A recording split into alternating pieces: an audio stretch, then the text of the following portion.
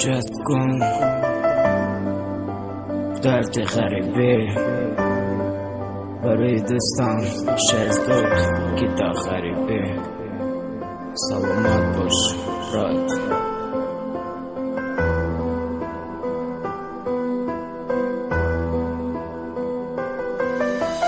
دردی غریبی از وطن تو دوری برادر غمگین نشه روزمه اوی دوری از یارو دوستت غریبی در دلت زد همه اوخی تقدیر چیمه و یاد دنسیت سلامت باشه همه غریبو قوت خودو به همه دوستو نیت کرده در دلش زندگی پیش میبرم سو میقلیم جمع کنم دوستشم مگیرم راستی گپ کو میگو من از دل دیده ده حیات رنجوی اصد زیاد رو گردونم بسیاری گفتت دستم نداری و همه خیب بود هج نباشدم که قفوش میگفتی ای خودش خیلی دختروی زمانه خودش بلو گرفته غم دادی امروز گفت کنی گفت زوخی چه قسم میخوی متیاد متونی ای دلش کور کرنس که خانوی گفتتن در پسی و بلندی اشکر کرد دوست که پردو نکو بیهو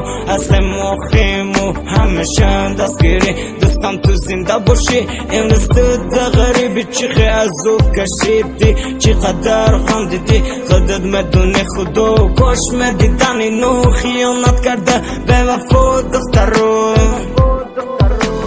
دردی سختای غریبی باشند پناهی خدا مجبور من زندگی دور شوی از یار و دوستو حیات بود دست همین زنده باشن غریبان باز با همین گفته شکری خدا دردی سختای غریبی باشند پناهی خدا مجبور من از زندگی دور شوی از یار و دوستو حیات بود دست همه زنده باشن غریبو باز با همین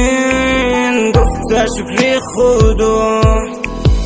از مجبوری زندگی من سوی غریبی هر روز فکر کردم یادی پدر مادر که میگن من یاد کردم پدر جونم اگه خواهر و دادر روش جونم دیگری افتانم مشد دوره کودکی من نونی گرمی مادرم هر روز یخل کار و خیش شدم به زور میوی مانده شده قوت نداره که یکون چی تیار کنه میخوره نون خشکه خودت نمیدونی چقدر خود میبرم قدرتون گذشته است مادر جانم در وقتش من قدر نکردم کش ایو گلو یکی برده دادم بیار یک تشم میتونستم و شما برده دیم افسوس خطو کردم در وقتش نفهمیدم یارم رفای برم شما غم خورم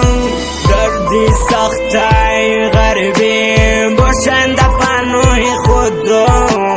مجبور من از زندگی